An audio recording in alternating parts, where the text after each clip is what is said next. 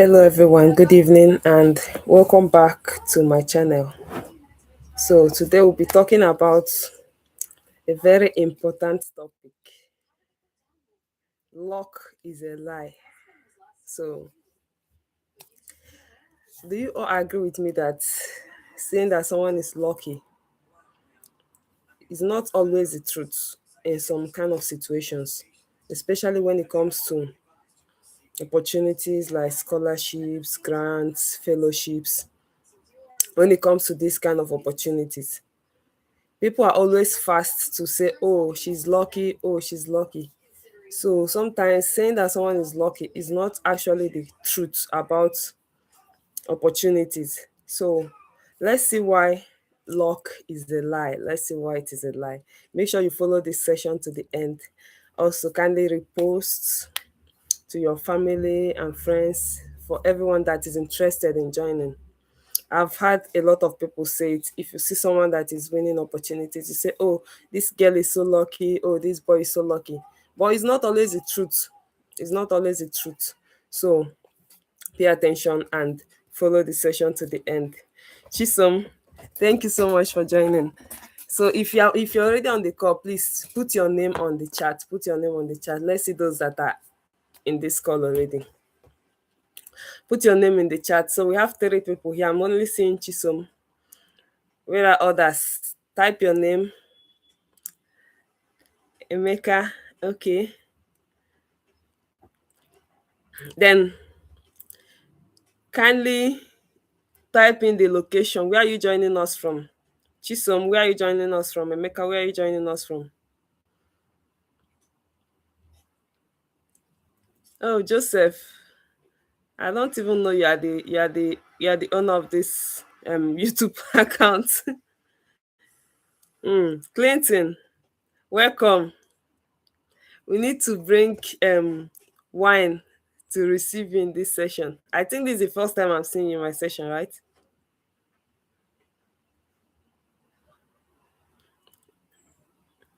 Rita, you're joining from Rwanda, right? Oh, okay, Nnemeka. Okay, welcome from Unizik. Please, who is Cave of Courage? Can you write your name? What's your full name? I don't know who is Cave of Courage. Clinton, welcome. I appreciate.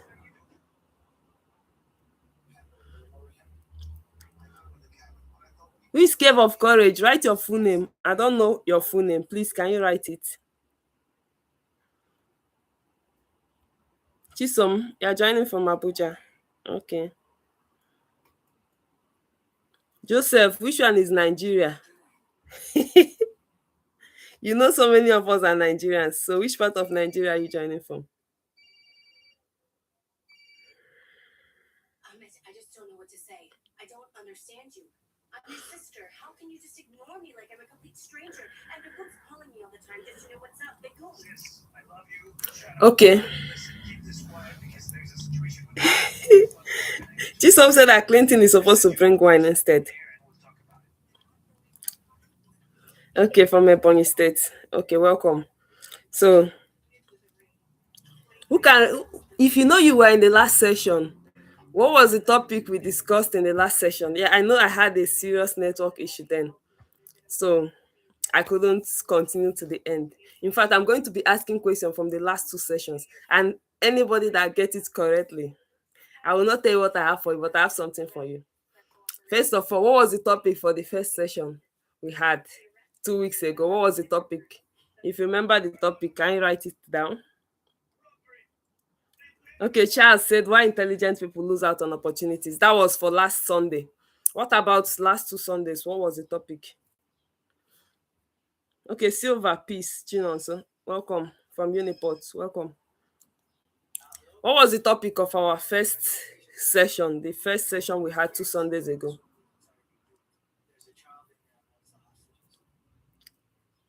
I know that Rita was in that session. I think Charles was also there. So you guys have forgotten the topic. The first session, the topic was opportunities are not random. how the system works. That was the first topic. Then the second topic is why smart people miss out on opportunities. So today we are talking about luck is a lie. That's the topic for today. Luck is a lie. The hidden systems behind scholarships, jobs, and fellowships. Let me ask you one question. You know that what we call luck is like, will I say like a chance, or how will I put it? Luck can happen to anybody. Just like if you play a rifle, someone can be lucky to be the person that is selected to win. That is, I think I will use the rifle as a way to define luck. So rifle, like, it has nothing to do with the kind of effort you put. You just had the money and played it. Maybe 500 persons played it. Then they will do a random picking and pick one winner. So that winner, you can say that person is lucky. That is luck. That is what luck is. So it's always annoy me when I see people say that someone is lucky. Like if they see someone that is getting some opportunities, they will come and say, "Oh, this girl is so lucky. She's so lucky." So that's why I'm here to tell you today that luck is a lie when it comes to scholarship, grant, job, everything about applications. If you use that word luck, it is wrong, because that person is not lucky. There are things, there are there are ways the systems of these opportunities work. Once you follow the right way, then you yourself, you start getting the opportunities. Because if scholarships or grants or fellowship, if they are about luck, then the same people that are winning, they will not keep winning. If it is all about luck, it those set of people will not keep winning. I know some people that have been winning since 3 4 years ago, and they are still winning opportunities till today. If it is all about luck, then they shouldn't be winning. So when we say luck, let me tell you the truth, that is a way that we are making ourselves to relax and not to take responsibility. When you feel like other people are lucky, that means you are not lucky. You will now feel relaxed. You will not make extra effort. You will not put in the work. So it's a comfortable lie that we tell ourselves that makes us not to take responsibility. We just relax. So it is like, so this opportunities has nothing to do with luck. Some people will say, "Oh, this person has grace."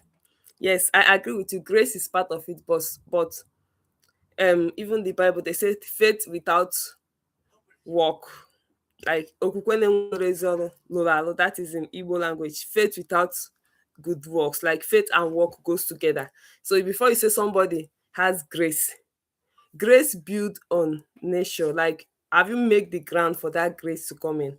You have to put in some level of work for that grace to manifest. If you are just sitting down relaxing, you don't want to do anything, don't expect that, that grace to come and locate you there. God must see what you are doing before the grace of God will locate you. So before you say that this person is lucky, this person has grace, God favored them. Some people even say that they that they don't have good luck. That some people have good luck, but that's not how it works. What you do not see behind the scene, there is what we call behind the scene. That person you say this person is lucky, have you seen behind the scene what the person is doing behind the scene?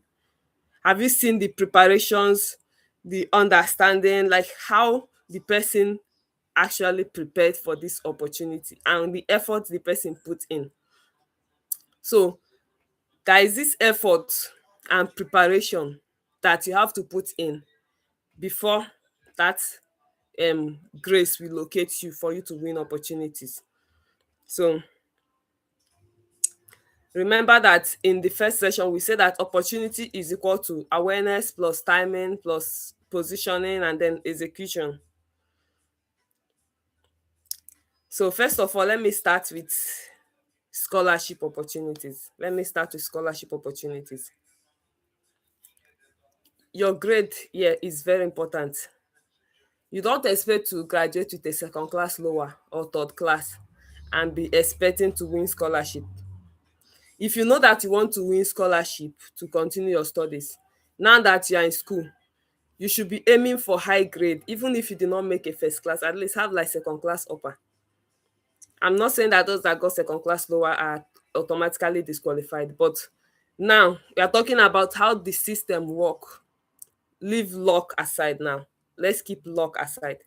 You want a scholarship to do your masters, and you're currently an undergraduate student, and you're getting a CGPA of 2 point something or 1 point something. Do you think you are preparing yourself for that scholarship? The answer is no. So you have to make that preparation while in school. Aim for first class, then at least second class upper. That should be your target if you know you want to get a scholarship. But if you don't want to get a scholarship, you still have to get a good grade for you to position yourself well for job opportunities and other opportunities. Then next thing I want to talk about is upgrade. How do you upgrade yourself? Or you just rely only on that your BSc? Oh, I already have a BSc, I need a job. What else have you done? Some people go extra mile to take courses in Coursera, in Allison and other platforms, and even apply for financial waiver. They get scholarship to take these courses to upgrade themselves. Some go to do data analytics, like different courses to do what? To upgrade themselves, to position themselves properly. It's not just about the job or scholarship. Yeah, the end product of scholarship is to get employed and get good payment, right? So what are the things you are doing to position yourself well? Then the next thing is, when you're applying for these opportunities, they will ask you to write, let's say, maximum of 500 words, and then you went and write 100 words or 50 words. It's not like the content of what you wrote does not matter, but do you think that the reviewer will take you serious? They gave you a maximum of 500 words and you're writing like 100 or 200 or less than. Yeah, the content is important, but at least write up to like at least 70% of that word limit they gave you to write. At least get up to like 70% of it. Then what's the next thing? Have you read the criteria, the eligibility? I hammered on it the first session we had. Reading eligibility criteria and everything that is involved, that is going to save you a lot of stress so that you don't end up applying and getting rejected. You have to read instructions and follow the instructions when developing whatever you want to write. If it is a job opportunity you are applying for, read the job description and the person specification. What type of persons do they want for this role? After reading it, check yourself, check your CV. Do you fit into this position? Same thing applies to scholarship and grant, everything. So when you finish reading the description of the role or the grant or whatever you're applying for, check if you fit into um this position that you want to apply for. After checking your fit, then you go ahead and apply. If it demands you to write a cover letter, when you are writing the cover letter, make sure you are highlighting how your skills match with those specific things they mentioned. For instance, if they say they want someone that has a good communication skill, you can give an example of a role that you had in the past where you demonstrated your communication skills. If they want somebody that has skills in fundraising, depend on what they want. So make sure that you align your write up to those their job descriptions and person specification. Make sure you align all your write up with what they want, so that if they are reading it, some of these people they use AI to review your applications before human beings review it. AI must have done the first selection, so AI will filter out those that have the specific keywords that they want. Others they will just send the automatic rejection immediately. Then those that AI selected, human beings will now come and review it. So check, make sure that you are hitting on the nail those keywords that they pointed out in the description. Make sure that you're mentioning them in your write-up and how you demonstrate those skills. And I talked about storytelling before. Don't just go straight to the point and start telling them. And one thing I said before, when you're writing your story, if you if you use AI to generate it, AI will write for you growing up. I just hate that, and I don't know why I hate it so much. So many aces I've reviewed. We start with growing up in a small village, growing up this, growing up that. I hate that thing. Imagine you are a reviewer and you review like 10 essays, and out of 10, 8 of them has that growing up. Will you still take them serious? If I just see it, it turns me off. I stop reading this and I just feel like this person got the answer from ChatGPT. There is nothing you won't tell me. This one na ChatGPT writer. So even if you are using AI to fine-tune your writing, make sure that you avoid those popular AI phrases. Those popular phrases. Let me use it that way. Popular AI phrases. Then you see all those dash, dash, dash that AI will give you. Try as much as possible to remove those dash, dash, dash. I'm not encouraging the use of AI, but if you use it to fine tune your writing, make sure that you look out for those red flags that point out that this content is AI written. Look out for them and take it out of your writing before you submit that um, essay or whatever you wrote. Then the next thing I want to talk about is personal statement. That's for those that are preparing for scholarship.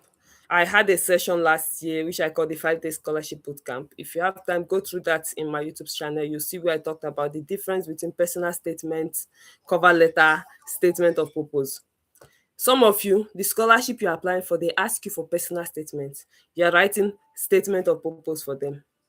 Some of you, they ask you for motivation letter and you're writing personal statement.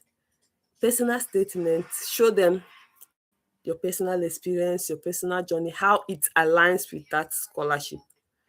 You can talk about your family background and link it up to what you're applying for. Statement of purpose. Why do you want to study that course? You can talk about the gap in the world or the skills demand for that course, whatever, whatever. That's statement of purpose. Then motivation letter. Show why you are motivated to go for this course. And then why did you choose that school or whatever. So I'm just talking about these things briefly because I know I've already had some sessions concerning the difference between this personal statement, statement of purpose, motivation letter. Then let me go to, yeah, our grade. It's not everybody that have first class will automatically win a scholarship. I know some people they have first class, but they've been getting rejection, rejection, rejection. There is someone I was advising the other day. I was telling the person that you are so focused only on academics, you're not even trying out other things. Yeah, it's good to achieve academic excellence, but ah, Rita, you say you say I for WMI, and every essay started with I grew up in a poor family, and you got infinite rejection.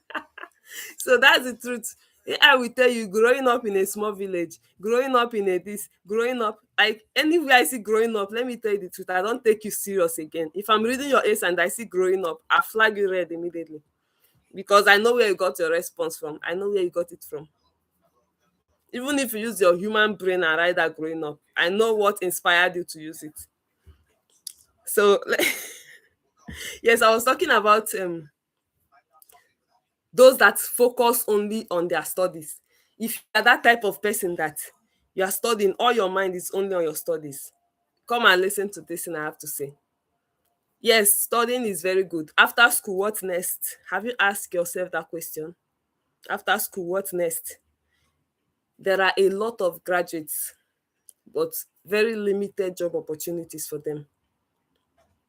What are you doing to fill that gap so that when you come out from school, you will not be stranded? Even some people with the best result that have not even been employed. So what are you doing? What are the other hustles you are doing to make sure that you will not be stranded when you come out from school? When I was working for people in Anambra, Abuja, let me tell you the truth, even with my results, they don't even send my result. They don't send my result.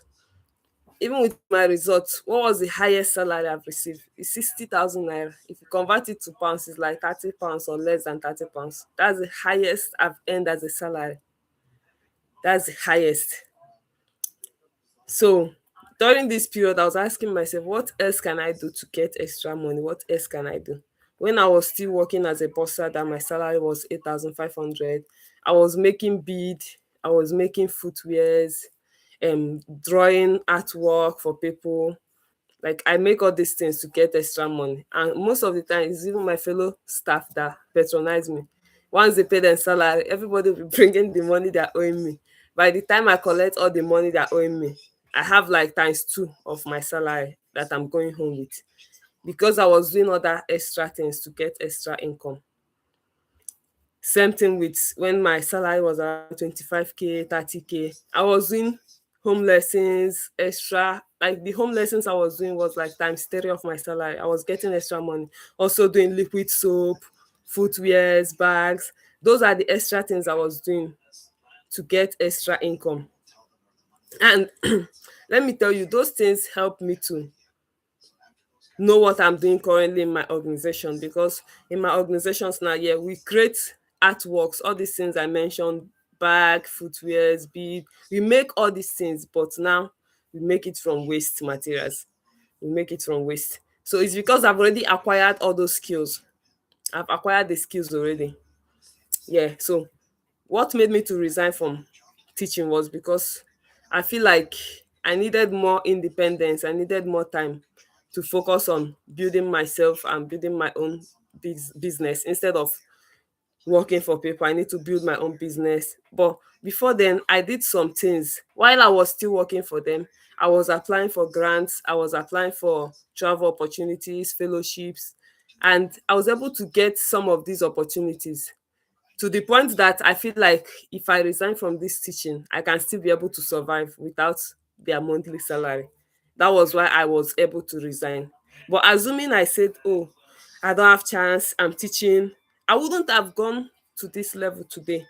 So if you are in school and you don't have any skill, you don't have any handwork, the only thing you know is that in your brain. Yeah, it's good to be intelligent, but you need to have other skills as well. You need to have other things that you can do, so that if the job market does not favor you, you can become an entrepreneur. That's why I like to refer to myself as an entrepreneur, as a social entrepreneur, because that is who I am. Even though I'm an economist, but I prefer being referred to as an entrepreneur, because entrepreneurship is one of the key ways to break away from extreme poverty, especially in the African context where a lot of people are suffering. When you finish school, like to get a job is difficult. Sometimes the job you got is even difficult for you to be able to pay your living expenses from that job. By the time you subtract your transportation fare and everything, the money is gone. It's more like you're trapped in a cycle of poverty that you can't even break out of it. And then you are telling me that you don't have time to apply for opportunities because you are working. What work? What stupid work are you doing that you cannot make out, even if it's 2 hours every day, to dedicate into your personal life? Even if it's to use that 2 hours every day to earn a skill that will help you to get a better job. You have to do it. Pay that sacrifice. That's the sacrifice you have to pay to invest in your future, or else you will see yourself doing that very job for so many years. You know what pisses me off? When I see smart people, they are doing one job like that and they have done this job for 10 years. And you come and tell me, like they'll be like, oh, we have been in this job for 10 years. Like, I'll be like, what are you doing in one job for 10 years? Oh my god. And it's not even like this is this is a high paying job. Like, someone will be comfortable sitting one place for 10 years. Oh my god. I don't know how you do it, but I can't do that. That's why one of my bosses in my last one of the jobs that I resigned from. So when I went to tender my resignation letter, so actually I started developing myself while I was working there. First of all, I registered for the Confucius Institute in Unizik. I was taking Chinese classes online. I was doing a lot of things then. I was still doing my shoemaking, bag making, liquid soap, home lesson. I was still teaching. So, and what I get from all these side hustles is like times three or times four of the salary. That's the thing that I get from the side hustle. So When I went to resign, okay, before then something happened. I had an issue with a colleague and I was queried. And after answering the query, they got angry the way I responded the query. And they were like, did I use dictionary to go and write the query, or I gave it to someone, maybe my boyfriend, to write it for me? Because they can't even believe that I wrote this. I responded to this query by myself, like the grammar and all the things, because I'm the type of person that when you see me physically, I don't really talk too much. So some of them feel like, oh, this girl, she can't even speak English, you know. I'm just calm physically, but when it comes to writing, I know what I'm doing very, very much. So they said, what did you use dictionary to answer this query and all those things? But that's by the way. What my boss said then, because one day I told her that I was telling my colleague that if they surcharge me, they said they will surcharge me. I said if they surcharge me, I will resign. I was telling one of my colleagues, she went to report me to the boss. The boss called me and said, did you say this? I said, yes, I said it. She was thinking I'll come and deny it. I said, yes, I said it. If you surcharge me, I will resign. She now she looked at me and said that she knows me very well. That if I resign from here today, tomorrow I'm starting work in another place. That she knows me very, very well. At least if you know what you are doing, you will not be scared of unnecessary threat. So that's by the way. But what she said is right. If I resign today, I'm starting work the next place the next day. I've never stayed out of work all my life, except if I decide not to work. So then I was talking about something. What? I've forgotten the topic I was talking about.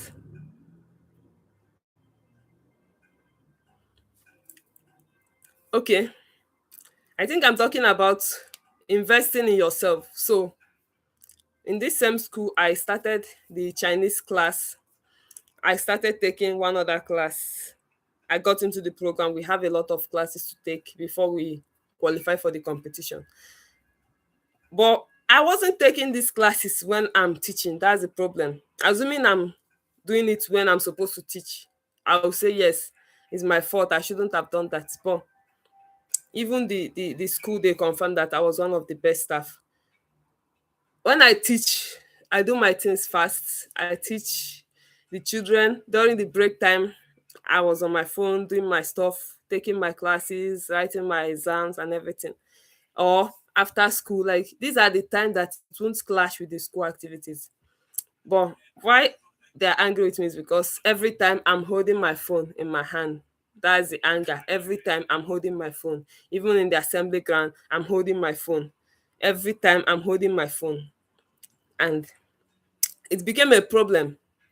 Sometimes I'm holding the phone because I need to observe when they'll drop attendance link.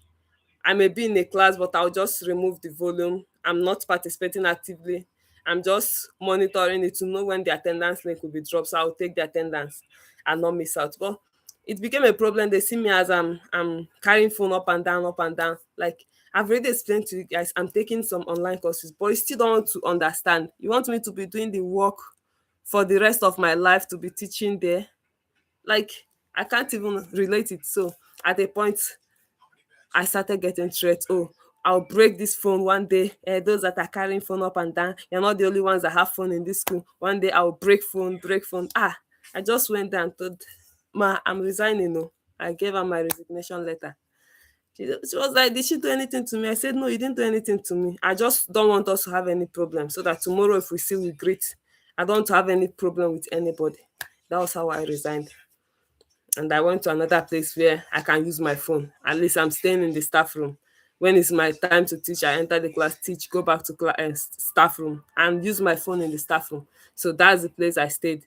That even helped me to go further to enter into other spaces. But why am I sharing this story? I had a lot of obstacles that would have made me to stop trying to develop myself. I had so many obstacles. I would have said, oh, the school does not allow me to use phone, so I can't take courses. I cannot invest time in taking these courses to develop myself. I cannot do grant applications because the school will not allow me to travel if I get the opportunity. I should have said that and relaxed and get relaxed. But I didn't say that. I had to devise another means. That's why I was saying it in my WhatsApp group the other day, that know when you have to leave that place you are. If it is no longer comfortable for you, know when to leave. Don't stick to one particular place for the rest of your life. Know when to walk away when the system does not favor you anymore. Walking away from that place was one of the best decisions I made in my life, because the next place I went to, the boss there, when I have something to attend to, she gives me permission to go. But the other place, I won't get the permission. There's one place that I worked, that place turned me into a chronic liar. Let me tell you the truth. That school turned me into a chronic liar, because before you can do anything, you must lie. If you say the truth, they will not permit you. Like, I got amazed at the rate at which I lied that period, because immediately you're asking me anything, like I don't know where the answers are coming from. That place turned me into a chronic liar. Like, immediately you're asking me a question, I already have the answer to give to you. And like, this is not the kind of life I want to live. I had to leave that place. Even before I resigned, I told so many lies before I was able to leave that place, and still they did not pay me the money they're owing me. They didn't pay me till today. But that's by the way. So if you are in school, look for extra things to do to get money, so that if you come out from school, you are thinking you get job of 500,000, 1 million. So there is no job anywhere waiting for you. There are so many school graduates, even people with first class, that have not gotten job finish. They never get job finish. So what I'm trying to say in essence is that, have you thought about, what about you creating that job opportunity for others? Have you thought of that? Why not be the giver than the receiver? So start building that system, that if you leave school, you will not be stranded. You will have other sources of income, legitimate sources of income. Talking of legitimate, everything we are saying here is legitimate. Then, if you are working somewhere already, you are already working somewhere, and you are so comfortable with that 100,000 or 200,000 or 500,000 or 1 million that you are receiving, you are so comfortable with it that you don't want to develop yourself. What if they now ask you to leave that job tomorrow? What happens to you? You get stranded. Is that the type of life you want for yourself? Or you are working in a place that feels like walking on an eggshell every time? Your mind is up, like you don't know what to do to offend them, this, and you are still there, and you are still there. And because of this job, you don't want to bring out time to look for opportunities that you're going to apply for. Because of the same job, you're telling me that you don't have time to apply for scholarship because you're working. You don't have time to apply for grants because you're working. What job? What work that will make you not to invest in your future and the future of your unborn children, for those that are still single? So this class is for you to do what? To, like, first of all, don't look at people that are winning things as if they are lucky. They paid some sacrifices. When I resigned from that job, the next place I went to, that paid me less, but I didn't really care about the payment as at then, because I am looking at the future of what I'm doing. That is what matters to me, not the current money I'm receiving, not the current salary I'm receiving. I'm looking at the future. And today, some of my colleagues back then, they are still there. I'm not trying to mock anybody, but I'm trying to show, like, those people that knew when I was doing that thing, they won't come today to say that I'm lucky, because they knew the sacrifice I paid. They knew how I was the talk of the school. Everybody was annoyed, angry with me. I'm carrying phone up and down. They knew how I resigned. What they don't know is that I went to a place that was paying me less, just for me to be able to use my phone. And then when I relocated to Abuja, I took a very big risk. I just went to Abuja without any job. And then I went there and started looking for a job. It took me a while to get the job. And when they start misbehaving, I also resigned as well. I don't think I've worked anywhere where they asked me to leave. I'm the one that always walked away, because I know that, I know my capacity. I know what I'm made of. I know what I can deliver. and I know that I can actually survive without this job. So that job in Anambra, there was a time that my salary was seized for like 1 month or 2 months or plus. Then I just left the salary there with them because I'm getting times three of that salary from other sources. So you seize my salary, you want to threaten me, you want me to come and beg you. I left the money for them. They were like telling me, oh yeah, come and take your money. I said, no, hold it till December. They say, no, it's too much. Come and take your money. Or come and take your money. I say,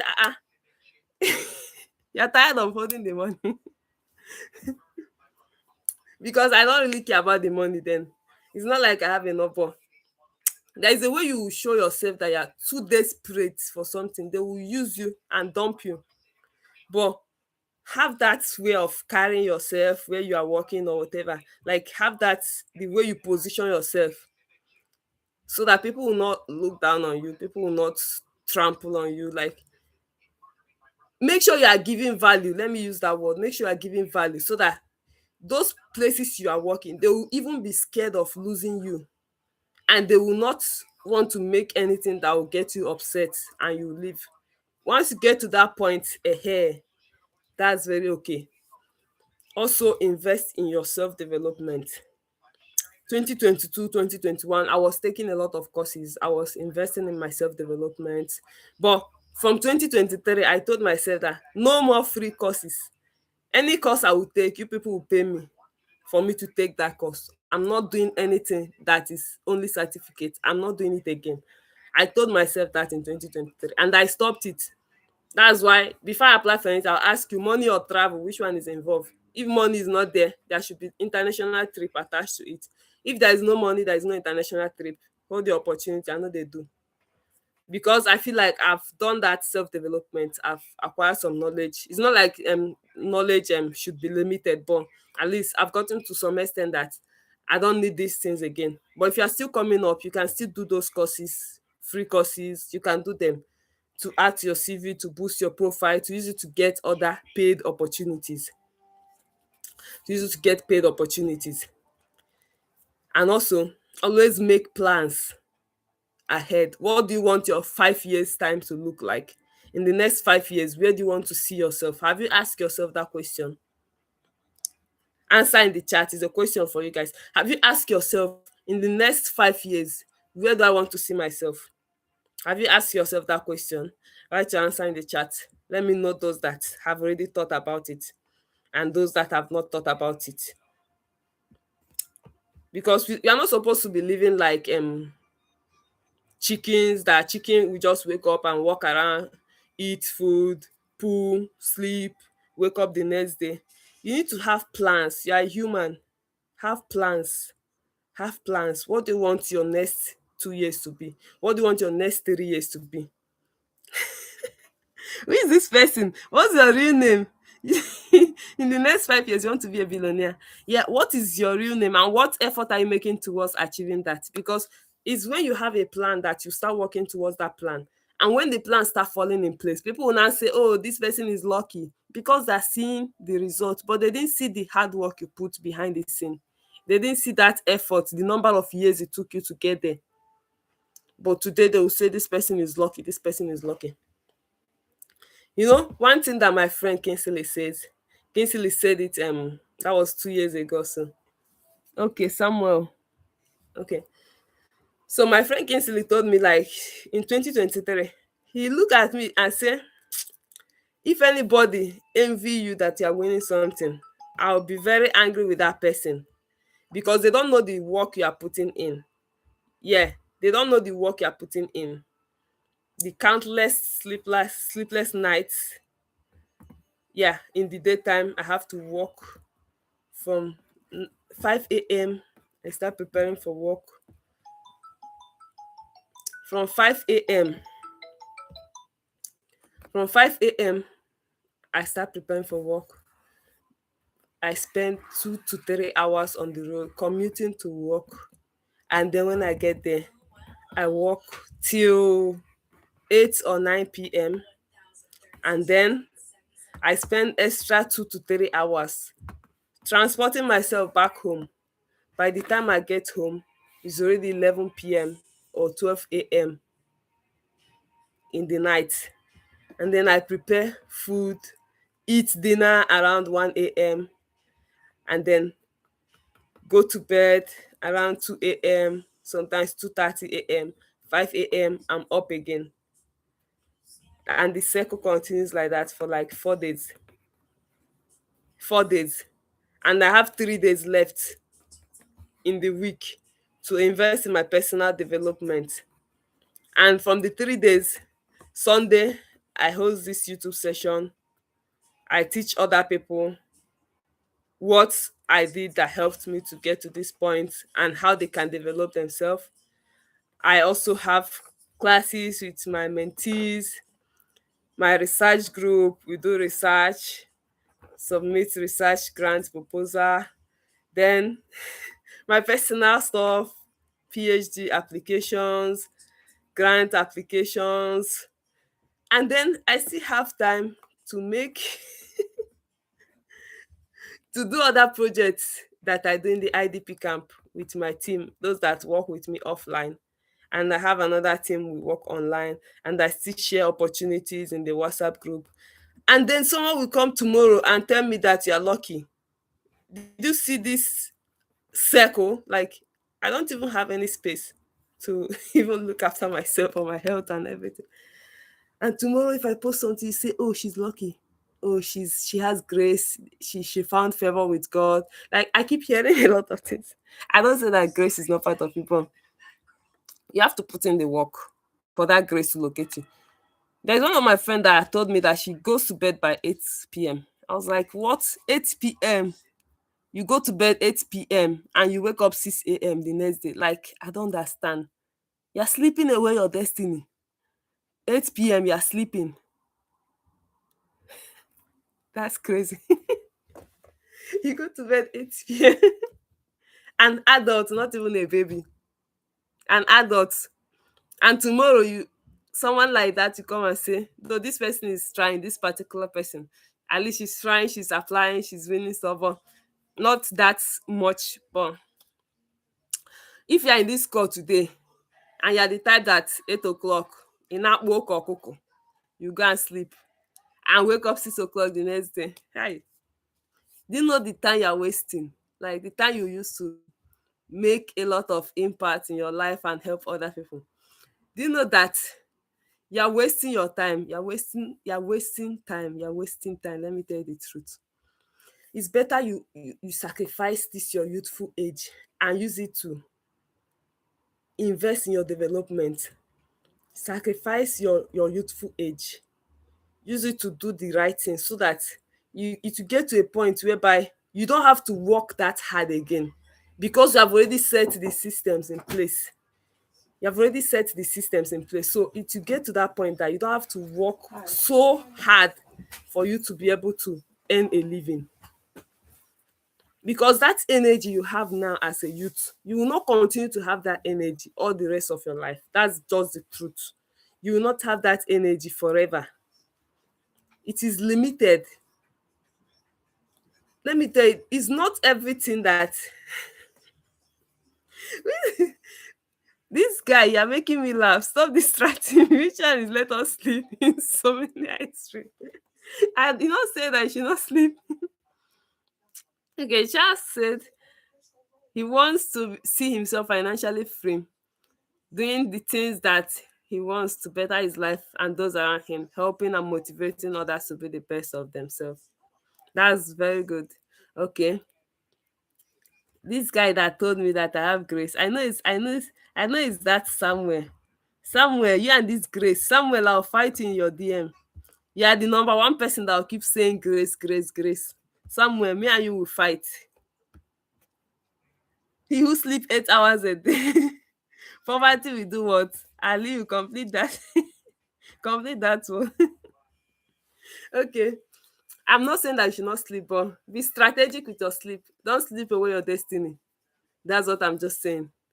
If you are the type that is active in the daytime, fine. You can do your work in the daytime and sleep at night. But everybody have their own strengths and weaknesses. I noticed one thing about myself. In the daytime, I'm not really very productive like that. I'm not extremely productive in the daytime unless I have a deadline to catch up with. That's when you will see me being very productive in the daytime. But I'm more productive at night.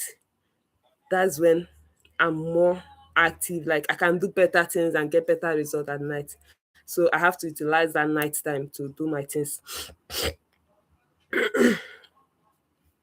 And most of the works I do in the daytime are the works I do for people. Then I do my own stuff at night. So that's how I do my stuff. Like I'm not saying you should resign if you're working somewhere. I'm not saying you should resign, but if you invest that time in yourself, it will get to a point where you'll be able to resign and you'll still be comfortable. You will not regret resigning. That self-sufficiency is what I'm just telling you how to manage your time so that you'll be able to achieve that even when you have other commitments, you'll be able to achieve that. So okay, I've talked about, sorry, I'm looking at what I have here to say.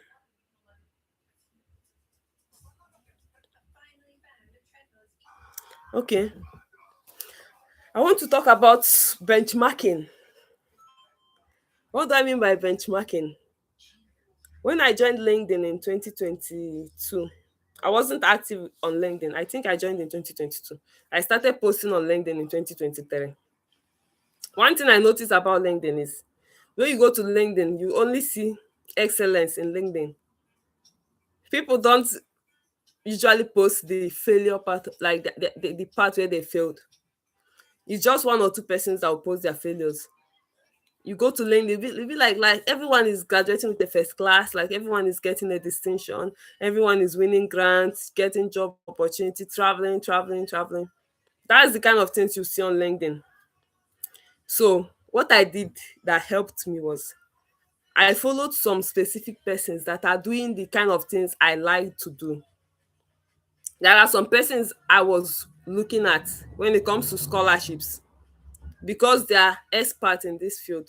There are some persons I was looking at when it comes to grants because they are also experts in this field.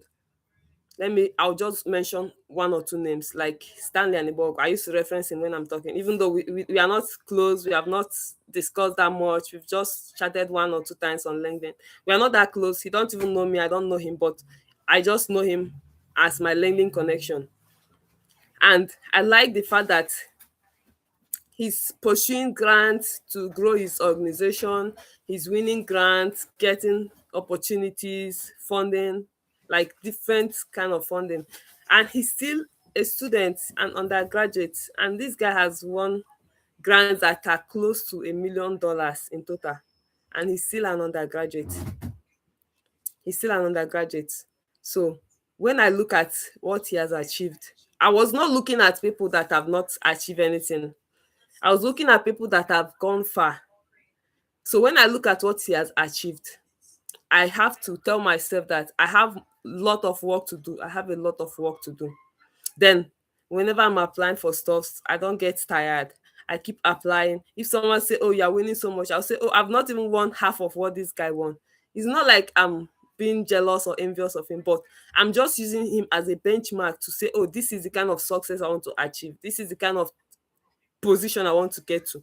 Even though he started like 8 or 9 years or 7 years ago, he started very much earlier before me. But it doesn't matter when I start. But one thing I know is that I want to get to this point or even exceed this point. So I'm using that as a benchmark for my own success, as a benchmark, not to see myself relaxing. One thing that makes us to relax is when you are benchmarking the wrong person, you are benchmarking people that you are above. You will not see yourself, "Oh, I'm trying." You will you drink chilled coke and motivate yourself that you are trying. You'll be happy because you are benchmarking yourself with people that are below your standard, below what you want to achieve. But if you are using those high flyers as a benchmark, you will see yourself as if you are not even doing anything. That's one thing that LinkedIn helped me to achieve. So I will say that 70%, let me not say 70%, at least 50% of my success is because of what I saw on LinkedIn. I benchmarked the right people, those high flyers that are way above me. I benchmarked them, and I was working at a high pace to be able to see how I can meet up with what these people have gotten, what these people have achieved. I was now putting in extra effort, trying to do my best, do the right thing to get to that level. Like when it comes to scholarship, there's this girl. I think her name is Messi or Jetunde also. I've never chatted with her. I just met her on LinkedIn. I saw what she was doing. She's very good at scholarship. She got the Commonwealth Share Scholarship and then went to the US, got another scholarship for her PhD. And she got a distinction in the UK. That was even the first time I know that masters in UK, they grade either distinction or merit. I never knew before. I thought it would be like first class or second class or part the way within Nigeria. So when I saw that, I said, oh wow, this girl is intelligent, and she came to the UK and she still got a distinction. So I need to also get a distinction when I get a scholarship. So I started monitoring her posts, following her posts, saw what she was doing. I was impressed with her profile and what she's doing, even though I've not spoken with her one on one. But she's one of the people that motivated me to do what? To be serious with my scholarship search, and then to be serious with the quest to graduate with a distinction. I was also serious with it, even though I have other personal reasons why I needed it. But like I'm talking about benchmarking now. Who are you benchmarking? So some people will tell me that like the way people are just telling me I've done this, I'm not seeing myself in that picture you are seeing me. I'm just seeing myself as a normal me and then trying to do my best and get the best result. So I don't want those things to get into my head so that I will not feel relaxed. So who are you benchmarking? What is your aim for going to LinkedIn? Are you a follower? You're just following people, commenting, chatting. Like, why are you there? What are you doing there? The same thing with other social media. That's why I'm not even really active on other platforms. I just started struggling to post on Instagram, Facebook, but I feel like Facebook is more for people that want to do comedy and all those things. So when it comes to business, entrepreneurship, job, LinkedIn is the best place for that. And what you see in LinkedIn will motivate you. If you want to be motivated, LinkedIn made me to nearly have inferiority complex when I joined newly, because it be like am I playing with my life? Like everybody is winning on LinkedIn. You will just see yourself as if you're not even serious with your life. But trust me, if you turn that into a healthy competition, let me use that word, healthy competition. You're not trying to compete with these people, but you're trying to achieve that greatness that they achieved. That will help you to get to that level. It will help